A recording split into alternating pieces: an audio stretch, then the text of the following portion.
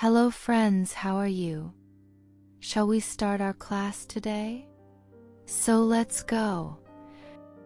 The coffee in my mug had gone cold again. Just like my marriage. I stared at Mark across the kitchen table, his eyes glued to his phone. Typical. Did you even hear what I said? I asked, tapping my fingernails against the ceramic. He didn't look up. Yeah, sure. Liar. My chest tightened. I said I'm thinking of going back to work. Sarah's offering me a job at the boutique. This time he glanced at me, eyebrows raised. Why? We don't need the money. Because I'm drowning here. Because I need to feel like more than just your maid. But I swallowed the words. Instead, I stood up, grabbing my purse. I'm going out. Where? Somewhere I'm heard, I muttered, slamming the door behind me. The cafe down the street was my escape. And that's where he was, Daniel, the stranger with the sharp green eyes and the smile that actually reached them. You look like you could use a laugh, he said, sliding into the seat across from me. And for the first time in years, someone saw me. The steam from Emily's fresh coffee swirled between them as Daniel leaned in. So, what does a woman like you do for fun? His voice was smooth, his eyes locked onto hers in a way Mark's hadn't been in years. Emily hesitated. Fun?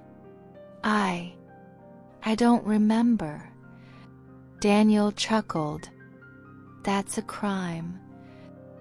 He pulled out his phone, scrolling through vibrant photos, beaches at sunset, crowded dance floors, laughter frozen in time.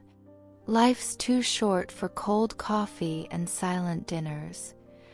Her chest ached. This was what she'd been missing. You're different, she blurted out. His grin widened.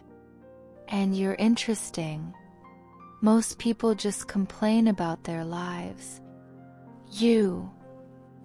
His finger traced the rim of her cup. You could change yours. Emily's breath hitched. How? One night. No regrets. His voice dropped to a whisper.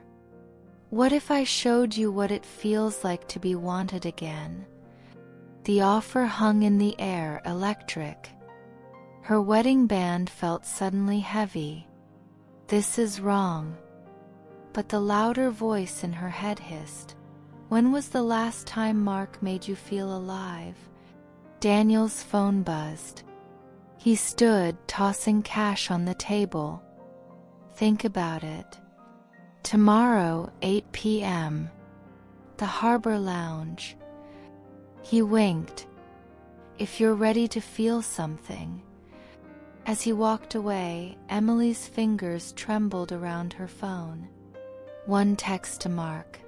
Working late tomorrow. One lie. One chance.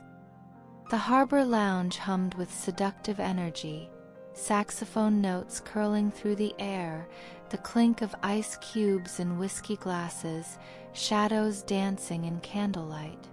Emily tugged at her black dress, the silk sticking to her thighs. One drink. That's all. Daniel waited at the bar, his green eyes tracking her like a predator. You look nervous. He slid a martini toward her. Don't be. The gin burned her throat, but his gaze burned hotter. With every joke, every accidental brush of his knee against hers under the table, the guilt gnawing at her gut softened. Tell me something real, he murmured, fingers toying with her bracelet, the one Mark gave her on their anniversary. When's the last time your husband really touched you? Emily's breath hitched. Last month?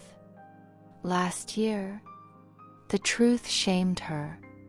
Daniel's thumb traced her wrist. Let me remind you what it feels like. The world narrowed to his lips, his hands, the way he said her name like a prayer. When he pulled her onto the dimly lit dance floor, his body pressed flush against hers, Emily stopped thinking altogether. This is wrong. But his mouth at her ear drowned out reason. You deserve to be worshipped, Emily. Later, in the elevator up to his hotel room, reality tried to claw its way back. You're married. This is cheating. But then Daniel pinned her against the mirrored wall, his kiss stealing the protest from her lips.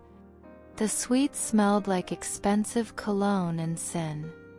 Sheets tangled, skin slick with sweat, Emily let herself feel for the first time in years, the scrape of his stubble, the bite of his fingers on her hips, the way he whispered "mine" against her throat.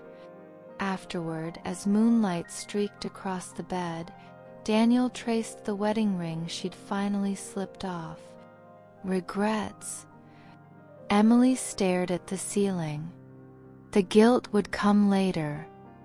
Right now, all she tasted was freedom. None, she lied.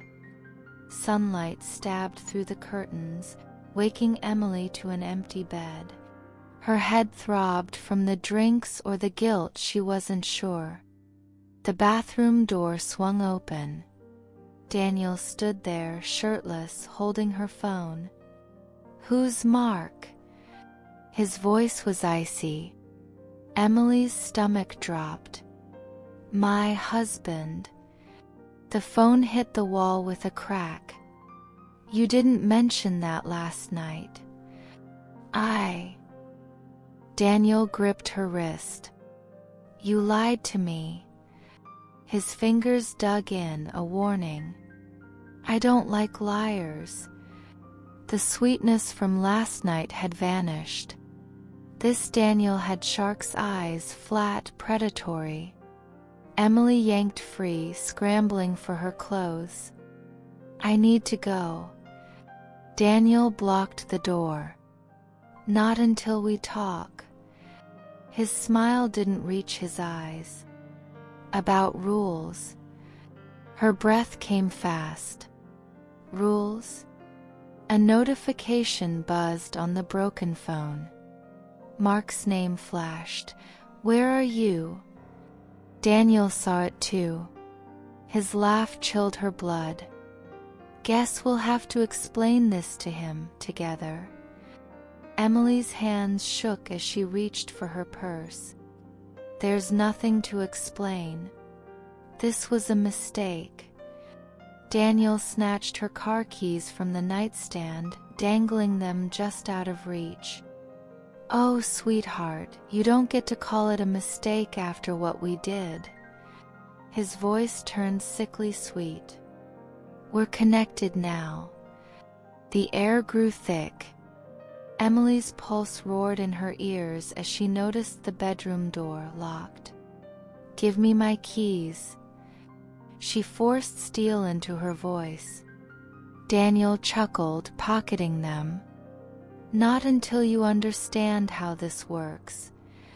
He pulled out his phone, swiping to a photo of her sleeping naked. Mark would find this interesting, don't you think? Ice flooded her veins. You wouldn't. Try me. He stepped closer, his breath hot on her neck. You've got two choices. Keep seeing me, or I send this to everyone you love. Emily's knees buckled. The room spun. Last night's passion had curdled into something monstrous. A knock at the door saved her. Housekeeping. Daniel hesitated just long enough. Emily grabbed the lamp and swung. The crash brought the maid running. As the door burst open, Emily didn't look back. She ran. But in the parking lot, Her missing keys meant only one escape, on foot toward the highway with Daniel's roar echoing behind her. "You'll come back." 5 years later, the park was alive with the sound of kids laughing as Max dribbled the soccer ball past 2 defenders. He shot me a grin, the same grin Dom used to flash across frat parties before scoring. "That's my boy." A voice called from behind me. Dom stood there, holding 2 ice creams. His hair was shorter now, streaks of gray at the temples. He handed me one. "You still like mint chip, right?" I raised an eyebrow. "You remembered." He shrugged, eyes on Max. "I remember a lot of things now. It hadn't been easy. After the transplant, Dom had tried, clumsily, stubbornly, to be a father. There were missed visits, awkward dinners, and one spectacular fight when Max asked why Dom left. But slowly, so slowly, the cracks had started to fill. Max ran up, sweaty and beaming. "Did you see my goal, Dad?" "Dad." The words still made Dom's eyes glisten. "Yeah, champ. You're faster than I ever was." As they high-fived, I studied them side by side. Same smile, same stubborn tilt of the chin. But where Dom had once been all sharp edges, now there was something softer. On the walk home, Max sprinted ahead to chase fireflies. Dom shoved his hands in his pockets. "You never told me how hard parenting is." I smirked. "Would you have believed me?" "Probably not." He hesitated. "But I'm glad I know now." The sunset painted the path gold as Max hooped, catching a flickering light in his cupped hands. Dom glanced at me. "We did okay, huh?" I watched our son glow in the fading light. "Yeah, we did. Not perfect, not a fairy tale, but enough." It's great to see you here. Tell me in the comments what you thought of the story and what level of difficulty it was for you. Don't forget to subscribe to the channel, activate the bell so you don't miss new stories, and like if you liked it. I'll see you next time, bye.